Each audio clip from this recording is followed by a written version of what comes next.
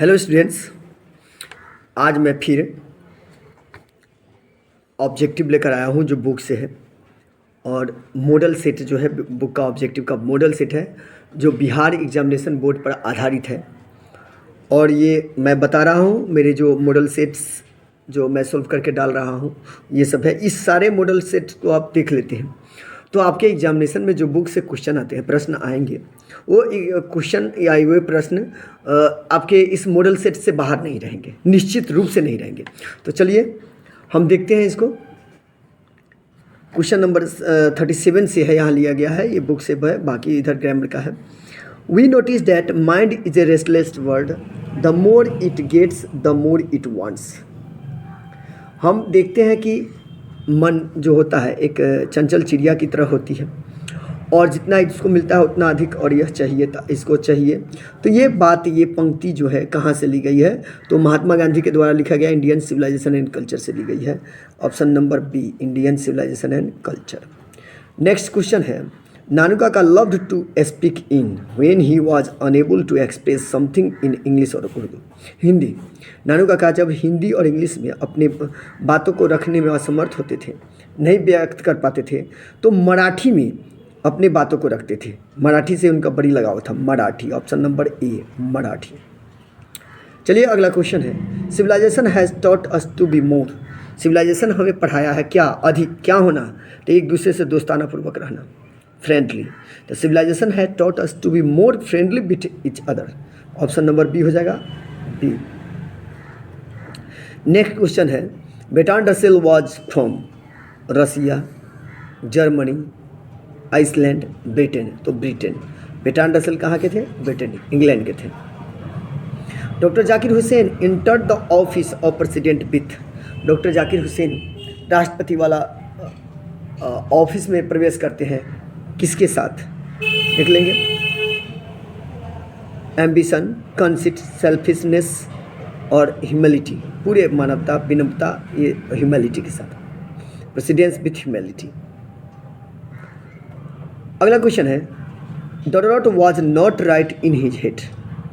किसे लगता रहता है कि वह पागल हो गया है, वह आज अपने विचार अपने माथा में नहीं है, यानी कि अपने संतुलन में नहीं है, संतुलन गंवा दिया है। किसको लगता रहता है? तो ये बेंजी, यानी कि बेंजी के माता पिता को लगता रहता है। ये बेंजी के बारे में बात कही गई है कि Benjy was not right in his head. Option number A, option number A होगा बच्चों। नेक्स्ट देखेंगे, and as we walk we make the place that we shall always march ahead. और जैसे हम आगे बढ़ते हैं तो हम यह शपथ लेते हैं कि हमें हमेशा आगे ही बढ़ते रहना है। ये पंक्ति जो है आई हैव ए ड्रीम से लिया गया है, जो मार्टिन लूथर किंग लिखे हुए थे। तो option number B, I have a dream. Next question है बच्चों, woman will not long continue to offer their bodies and mind to such brutality. Option number D, brutality. Without a free press there can be no free people. बिना press की स्वतंत्रता के लोग भी स्वतंत्र नहीं रह सकते हैं। तो without a free press, option number A. Benji understood everything about the business of. Benji सब कुछ समझ गया था। क्या चीज़ के बिजनेस के बारे में? कौन से बिजनेस के बारे में? तो मुर्गियों के बिजनेस के बारे में। तो ऑप्शन है कैट्स, हेन्स, डॉग्स, रैबिट्स। तो hens, option number B, hens. Next question है बच्चों, the poet waited for the snake because. The poet waited for the snake because. कवि सांप की प्रतीक्षा करते रह गया क्योंकि he was afraid, he had come after the snake, he wanted to kill it, he wanted to see it whole. नहीं, he was afraid. इसमें ऐसा होना चाहिए था कि वो प्रतीक्षा करते रह गया, कि उससे डर गया था शुरू में। अगला क्वेश्चन है बच्चों, the poet waited for the snake because. कवि सांप का प्रतीक्षा करता रहा क्यों? ही had come after the snack, क्योंकि कवि सांप के बाद उस नलकूप पर पानी पीने पहुंचा था। तो ऑप्शन नंबर बी होना चाहिए बच्चों, ऑप्शन नंबर बी। अगला क्वेश्चन है, they who keep one another alive can never die या never be parted. They who keep one another alive can never be parted. Option number B. Option number B. A pulse in internal mind no less. मन में किसी प्रकार का कोई विकार नहीं रहेगा। तो ये बात जो है द सोल्जर से ली गई है, जो रूपर्ट ब्रुक लिखे हुए थे। The soldier option number A. The soldier option number A. Macavity is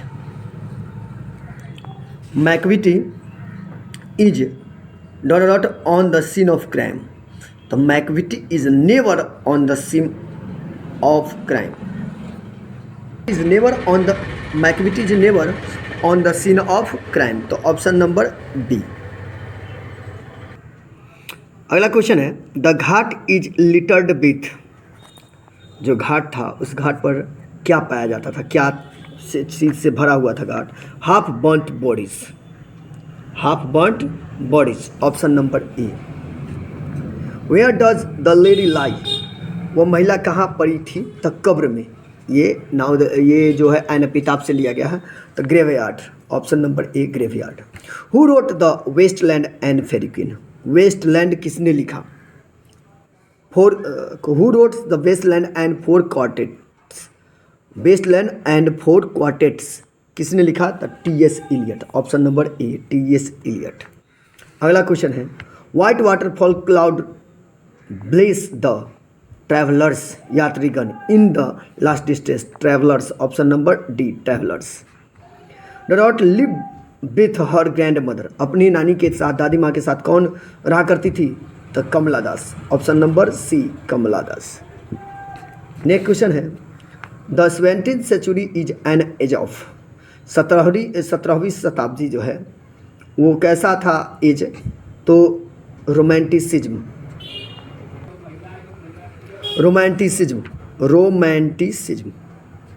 next question है who wrote the verse line to err is human to forgive is divine. तो Alexander Pope. Who wrote the verse line to err is human to forgive is divine. Alexander Pope option number A Alexander Pope. Who wrote Gitanjali. R N Tagore. Rabindranath Tagore wrote Geetanjali.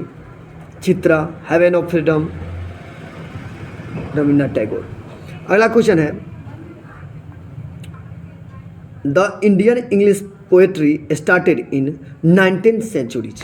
Indian English poetry कब शुरू हुआ था? 19वीं शताब्दी में।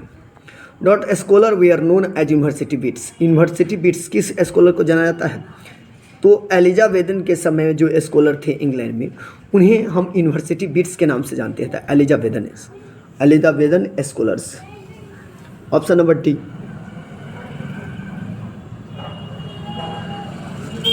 अगला question है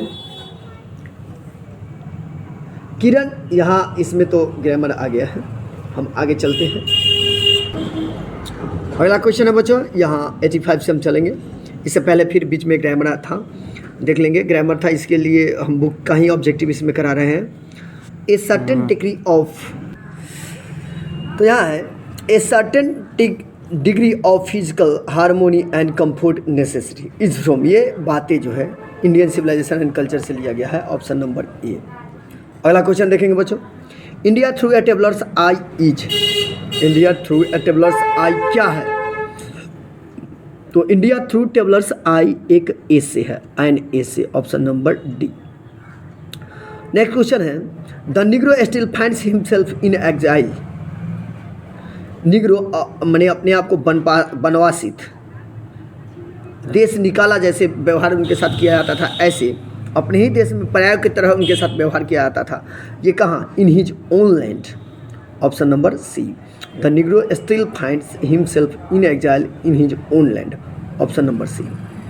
our attitude towards those outsider our herd is.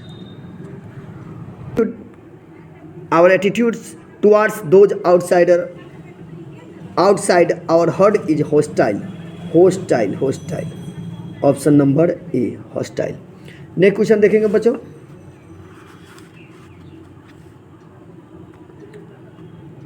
India's glory is that its civilization has remained immovable. Option number C, immovable. India की ये सुंदरता है, महत्ता है कि इसकी सभ्यता संस्कृति अपरिवर्तनशील है। नानू काका वाज द नरेटर्स। नानू काका राइटर के क्या थे? Maternal uncle. Option number A, narrator's maternal uncle. Who says that every atom of blood is the same in all human beings? Who says that every atom of blood is the same in all human beings? माने हर स्थिति में, हर मौसम में अगर सभी सारे मानव जाति का ब्लड जो होता है वो सेम होता है। ये बातें जो है वो किस चैप्टर से ली गई है? तो सॉन्ग ऑफ माई सेल्फ से, ये कविता से जो वाल्ट व्हिटमैन लिखे हुए हैं। तो option number C, Walt Whitman. अगला क्वेश्चन है, Keats is a dot poet. Keats कैसा कवि है? तो किट्स जो है रोमांटिक पोएट है, romantic poet. Option number A बहुत बार पूछा हुआ है, Keats is a romantic poet. अगला क्वेश्चन देखेंगे बच्चों, the dot is an inscription on the tomb in the memory of the dead. मृत शरीर के या मृत व्यक्ति के यादगार में कुछ लिखा अगर जाता है तो उसको हम समाधि असर एपिताफ बोलते हैं, एन एपिताफ बोलते हैं। तो an epitaph is an inscription on the tomb in the memory of the death, an epitaph. The soldier belong to, soldier कहाँ के रहने वाले थे? इंग्लैंड के। The soldier belong to England. Who wrote fire him, fire him किसने लिखा था? KKN Daruwala. Option number D, KKN Daruwala. अगला क्वेश्चन बच्चों, he lifted his head from his drinking as cattle do.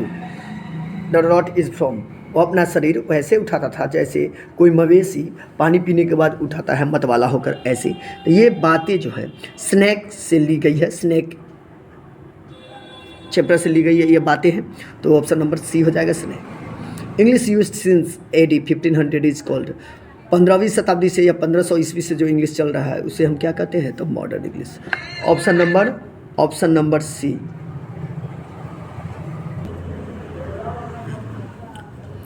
अगला क्वेश्चन है बच्चों, the great vowel shift took place during.